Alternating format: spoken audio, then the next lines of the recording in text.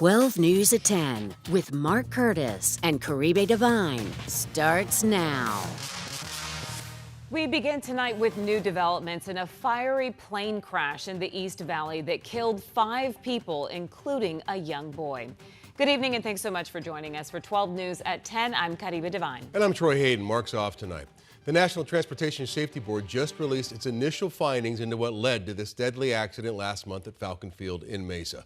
12 News journalist Chase Golightly has that report and joins us live with more. What's in there, Chase? Troy, Caribe, this report was released nearly a month after the deadly incident, and tonight an aerospace safety expert is weighing in on what exactly went wrong with this. Smoke could be seen for miles on November 5th when a Honda jet with 5 people on board crashed through a fence and into a car just outside Falcon Field in Mesa. There's heavy damage, killing that driver and 4 people on board, including a 12-year-old boy and his father. Only one person, an 18-year-old, who was on the plane, survived.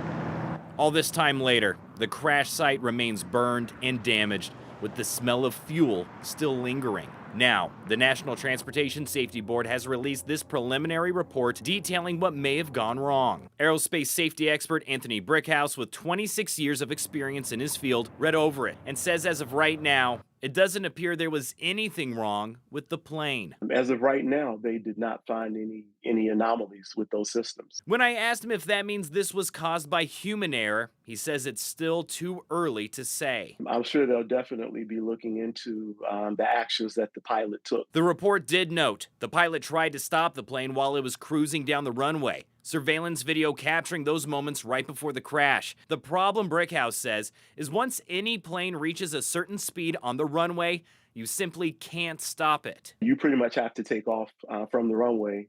If not, unfortunately, bad things are going to happen. While he doesn't know what the stopping point is for the Honda jet, the report claims it was going 130 knots or nearly 150 miles per hour when the pilot tried to deaccelerate. Brickhouse says while there are procedures in place for rejected takeoffs, it's easier said than done. It's a really precarious maneuver, and the problem is that things are happening really quickly. Now, it's important to know that this is just a preliminary report. More information is expected later on within the next year. The report also didn't say why the pilot decided to stop, even though the plane was traveling at such a high rate of speed.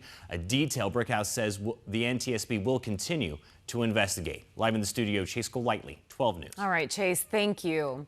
Developing right now, a man is wounded in a shooting at a Phoenix park. Police say that they responded to Cortez Park near 35th Avenue and Dunlap Avenue around 8:30 this evening and found a man suffering from serious injuries.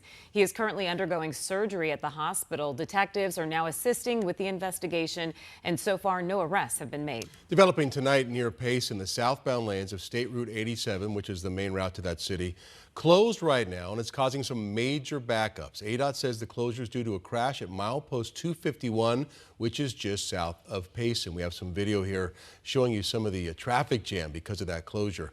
So we're staying in contact with ADOT for updates on the crash, but again, major problems on State Route 87 as it's closed south of Payson.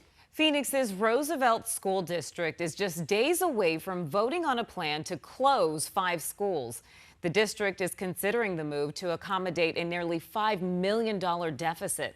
Superintendent Dr. Danny Portillo says that declining enrollment is to blame, as well as over 30 charter and private schools that are saturating the district. However, there has been some pushback on the plan. Board member Lawrence Robinson opposes the proposal and wants to cut costs in other areas of the budget. If you close schools, what you do is you send our students over to our competitors. So immediately closing 5 or 6 schools, if we don't keep every one of those students, we go into a bigger deficit. So the schools will be consolidated, combined, so that we can utilize the limited funds that we have to offer more services to our students, better opportunities for them to learn, and also be able to invest in the salaries of our staff so that we can be more competitive.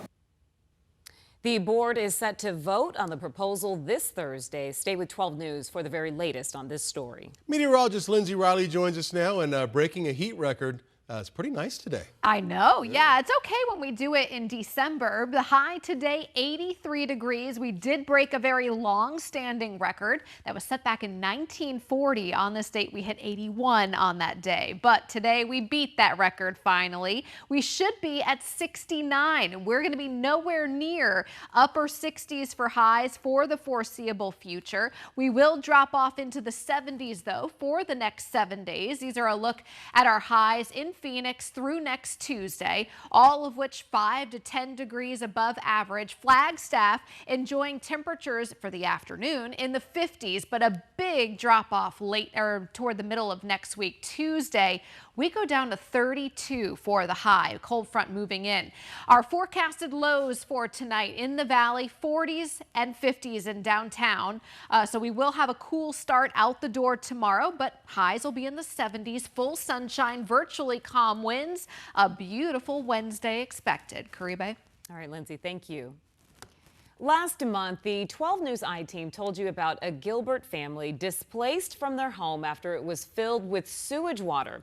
It happened after workers struck a sewage line while working on a fiber optic construction project. Well, sadly, that family is still out of their home as they navigate an insurance nightmare to get it fixed.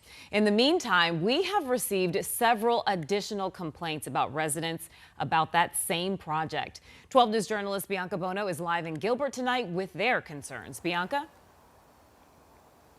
Yeah, Caribe, the town of Gilbert is doubling down on their statement, saying they don't bear any responsibility for these construction projects. But residents are pushing back, saying the town signed off on the permits and the town is making money on the project.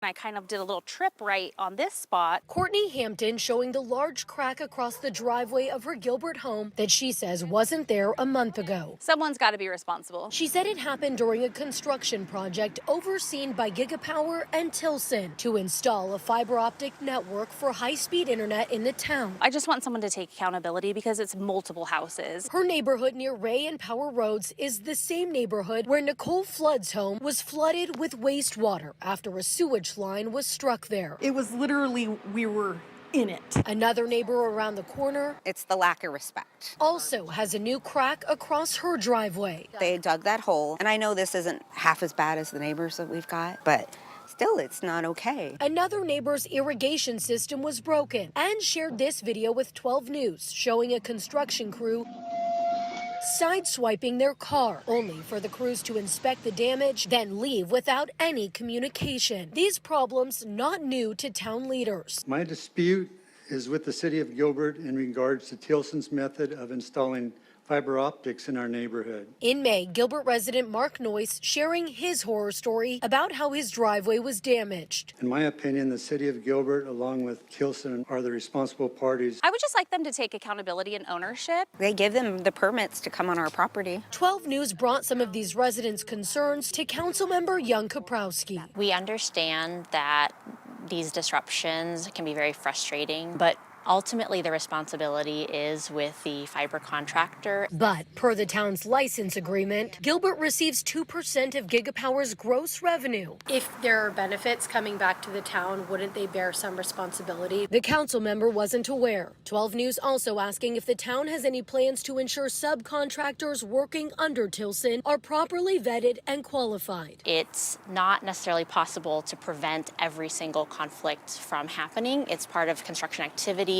and we try to minimize that as much as possible. A Tilson spokesperson says they've cut ties with the subcontractor who hit this vehicle and claims they fixed the irrigation system at that home today. Bowler's family spotted Tilson crews at her home today after 12 News reached out to the company, and a spokesperson said they've scheduled the cracked panel for replacement. Months after Noyce spoke out, his driveway has now been repaired. As for Hampton, who also saw Tilson crews at her home this afternoon, Tilson says they determined the damage was not related to their construction. I work from home, so of course I welcome faster internet, but not at this expense. And with regards to the home that was flooded with sewage, I'm told that Tilson has reimbursed them for the cost of that pipe repair out front, but they are still struggling with insurance to get them to cover the damages inside of their home, and they are still displaced. We're live in Gilbert tonight. Bianca Bono, 12 News. A real mess there in Gilbert. Thank you, Bianca. An Arizona trooper is speaking exclusively to 12 News, recounting the moments when he was hit on the side of the highway over the weekend while he was in his vehicle. Happened during a traffic stop southbound I-17 at Peoria. Trooper Clinton Schmidt was writing a speeding ticket inside his car when a truck rear-ended him. You see that. The driver of the truck, not impaired, but did admit to being distracted by his phone. Schmidt escaped with just some minor neck pains, but is now using this experience to highlight how prevalent this is. Distracted driving, he says, is a real problem. As we patrol around the freeways, you'll see a car swerving, and it's not necessarily they're drunk or they're drinking or whatever's causing an impairment. You'll just pull up next to them and there's the phone right in their hand. They're texting. You'll see them watching videos, YouTubes while they're driving down the road. And the crash also serves as a reminder about Arizona's move over law, and that requires drivers to merge lanes whenever there's a car with their hazards flashing on the shoulder of a highway.